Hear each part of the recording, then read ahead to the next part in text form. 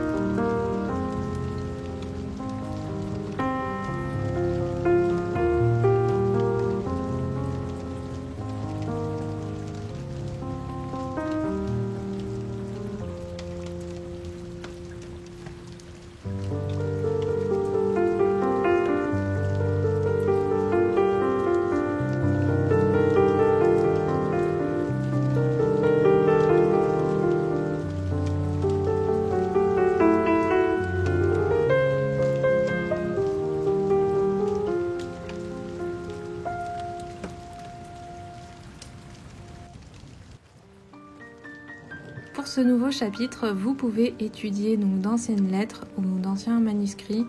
Je vous mettrai d'ailleurs en lien dans la description des exemples de lettres que vous pourrez étudier en ligne, ainsi que toutes les sources que je vais utiliser donc dans cette vidéo. Dans ma collection de lettres anciennes, on peut distinguer 3 types différents. Les lettres de correspondance,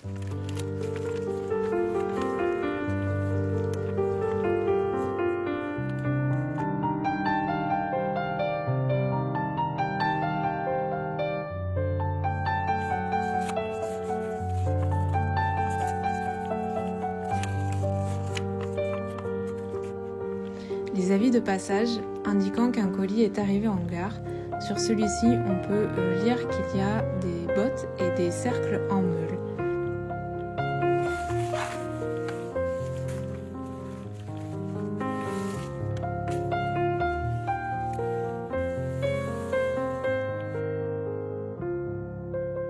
Vient ensuite les lettres de notaire, en général pour faire une passation de terre ou de maison.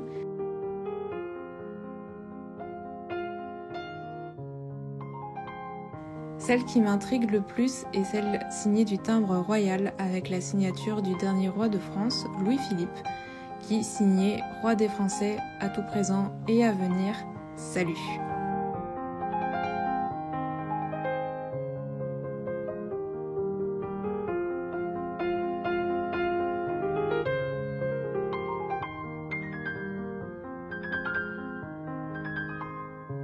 Vous pouvez également noter que dans ce genre de correspondance, on utilise toujours de l'encre noire, le rouge étant réservé à la banque pour indiquer un crédit.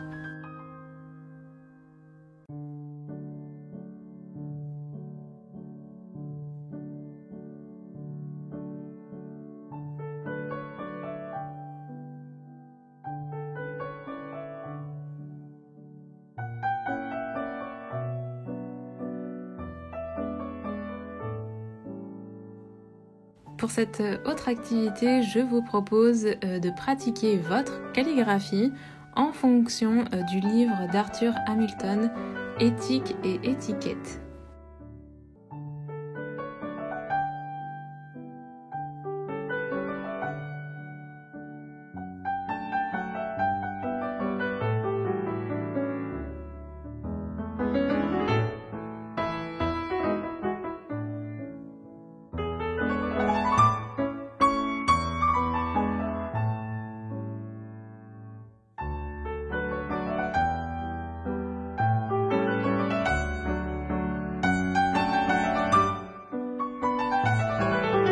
Alors, que faut-il retenir? Donc, premièrement, au niveau du papier, il faut utiliser un papier blanc ou teinté crème. Il fut un temps, c'était une mode d'utiliser de l'encre violette, mais les encres colorées ne sont jamais correctes. L'encre noire, et à elle seule, doit être utilisée pour toutes vos correspondances. L'encre doit toujours être de la meilleure qualité afin qu'elle soit belle et ne se décolore jamais.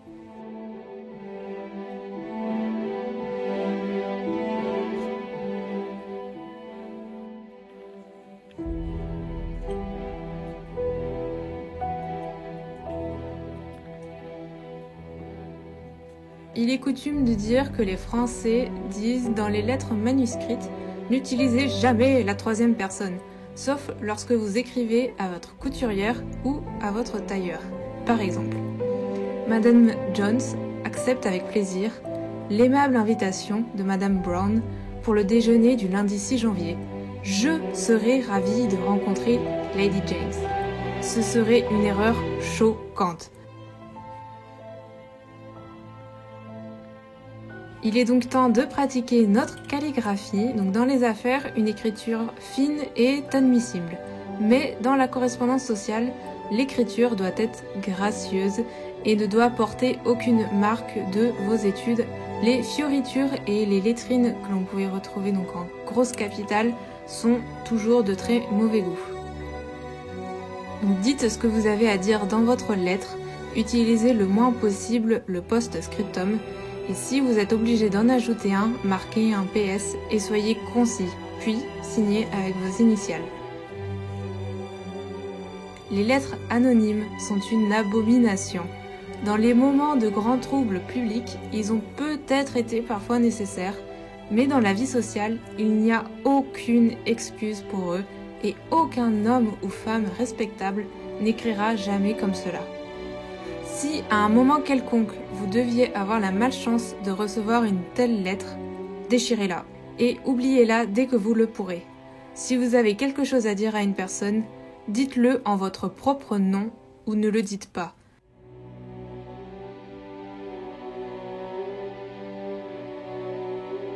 Pour l'enveloppe, elle doit être de la même qualité et de la même couleur que le papier que vous avez utilisé.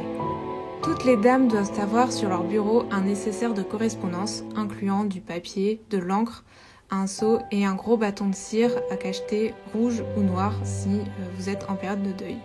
Lorsque vous écrivez le nom du destinataire, l'écriture doit être la plus gracieuse possible. En effet, c'est la première chose que l'on voit avant d'ouvrir la lettre et vous devez faire bonne impression.